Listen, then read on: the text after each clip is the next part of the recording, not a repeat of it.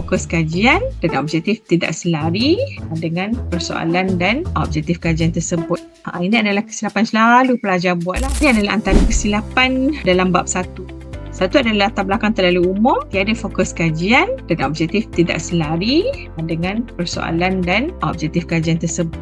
Ini adalah kesilapan selalu pelajar buat. Bila kita buat proposal defense tu, pelajar tu dia sangat excited, sangat yakin yang dia buat ni adalah perkara yang betul. Tapi bila dia present, latar belakang dia terlalu umum, dia tak ada fokus. Tajuk dia berkaitan dengan ketagihan media sosial, tapi dalam latar belakang dia pergi masukkan ketagihan yang lain. Contohnya teknologi yang lain. Jadi latar belakang tu dia tak fokus. Lepas tu dia punya objektif dan persoalan kajian tu tidak selari macam saya cakapkan tadi.